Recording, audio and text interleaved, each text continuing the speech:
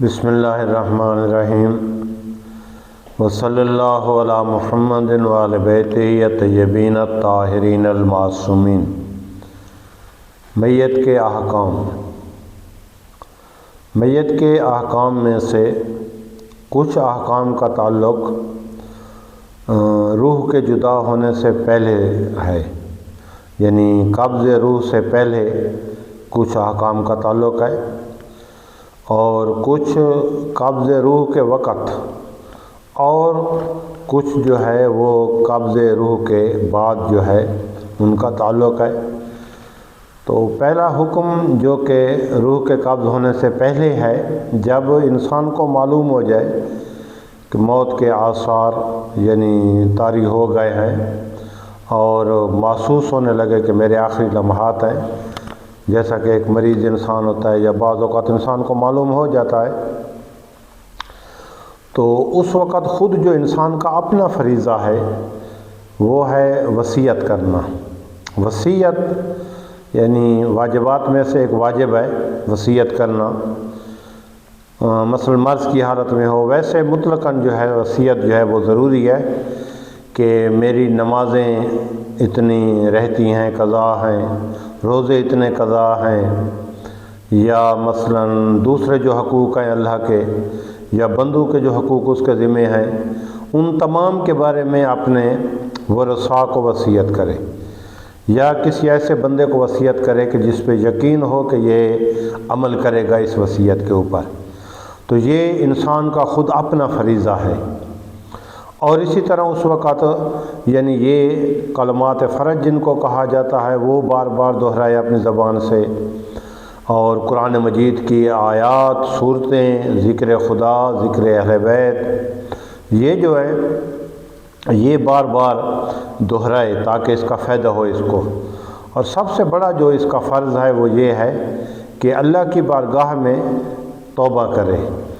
یعنی مریض و انسان یا اس کو کوئی ایسا لگے کہ اب جو ہے میرے آخری لمحات ہیں زندگی کے، تو اللہ کی بارگاہ میں توبہ کرے، یعنی ایسی توبہ کرے جس کو توبہ نصوح کہا جاتا ہے، پختہ توبہ۔ تو خدا بند عالم معاف کر دیتا ہے گناہوں کو، یعنی وہ گناہ کہ جو اس توبہ کے ساتھ معاف ہو جاتے ہیں وہ اللہ سبحانہ و تعالیٰ معاف کر دے گا۔ باقی وہ چیزیں کہ جن کا تدارک کرنا ہے، نماز ہے، روزہ ہے، حج ہے، یہ چیزیں ان کی وصیت کر دے تو ممکن ہے انسان اس دنیا سے بری و ذمہ ہو کے جائے اور گناہوں سے بری ہو کے جائے۔ تو یہ انسان کا اپنا جو ہے وہ فریضہ ہے، پہلا توبہ کرنا، دوسرا وصیت کرنا،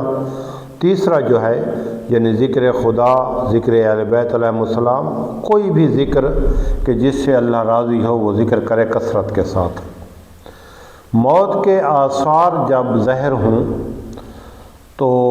اس کو حالت احتضار کہا جاتا ہے۔ حالت احتضار میں جو لوگ موجود ہیں اس میت کے ساتھ، یعنی اس کو احتضار اس لیے کہا جاتا ہے، احتضار، محتضر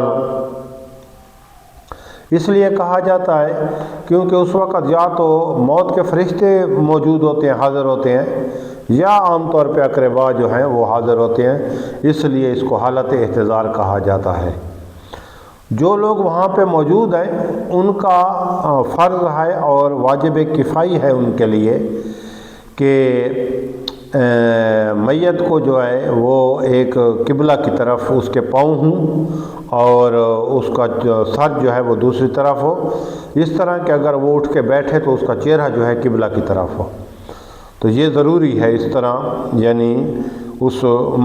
انسان کی کہ جس کے زندگی کے آخری لمحات ہیں ان کو اس حالت میں ضروری ہے رکھنا۔ یہ فرض ہے ان لوگوں کا جو لوگ موجود ہیں۔ اور یہ ہے کہ اس کو تلقین یعنی شہادت، اللہ سبحانہ و تعالیٰ کی وحدانیت کی گواہی اور رسول صلی اللہ علیہ وسلم کے رسالت کی گواہی، علی کی ولایت کی گواہی، اور اولاد علی علیہ السلام جو ائمہ معصومین ہیں ان کی امامت کی گواہی۔ اسی طرح باقی جو عقائد ہیں، مثلا جنت ہے، جہنم ہے، اور قبر ہے، حساب ہے، صراط ہے، ملائکہ ہیں، آسمانی کتابیں ہیں، ان تمام کے بارے میں جو اس کو تلقین کریں، یہ ضروری ہے ان لوگوں کے لیے کہ جو موجود ہیں اس وقت۔ تلقین کرانا یہ ضروری ہے، ان کو یہ کہیں کہ آپ کہو اشہد ان لا الہ الا اللہ وحدہ لا شریک لہ واشہد ان محمدا عبدہ ورسولہ، اس طرح کے واشہد ان امیر المومنین و امام المتقین علی ولی اللہ و اولادہ المعصومین حجج اللہ۔ اگر ممکن ہو تو ہر امام کا نام لیں اور کہیں اس کو کہ آپ کہیں کہ والحسن و امامی والحسین و امامی وعلی ابن الحسین امامی آخر تک۔ اس کے بعد یعنی حساب ہے اور صراط ہے، باقی جتنے بھی عقائد ہیں جو بیان کیے گئے ہیں قرآن مجید میں، ان تمام عقائد کی تلقین کرانا واجب ہے۔ جب انسان کا روح جدا ہو جائے جسم سے اور یقین ہو جائے کہ یہ ابھی فوت ہو گیا ہے، تو اس کے بعد یہ جو لوگ جو کھڑے ہوئے ہیں ان کے لیے یہ ہے کہ یہ اس کی ٹھوڑی جو ہے اس کو یہاں سے مثلا باندھ دیں سر کے ساتھ، تاکہ تھوڑی دیر کے بعد جب پٹھے ڈھیلے ہو جاتے ہیں انسان کے تو یہ لٹک نہ جائے۔ اسی طرح اس کی آنکھوں کو بند کر دیں اور اس کے ہاتھوں کو مثلا سیدھا کر دیں سائڈوں پہ، اور اس کے پاؤں کو سیدھا کر کے رکھیں اور اس کے انگوٹھوں کو باندھ دیں۔ تو یہ جو لوگ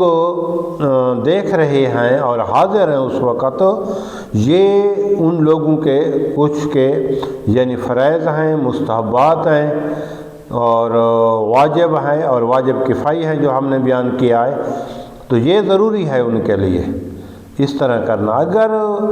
یعنی سکرات موت ہیں اور موت مشکل ہو رہی ہے، تکلیف میں ہے، تو اس کو ایسی جگہ پہ لے جائیں جہاں پہ وہ اکثر نماز پڑھتا تھا، اور اس کے ساتھ قرآن مجید کی کچھ صورتیں ہیں جن میں سورۃ یاسین ہے، سورۃ صافات ہے، سورۃ ملک ہے، ان کی تلاوت کریں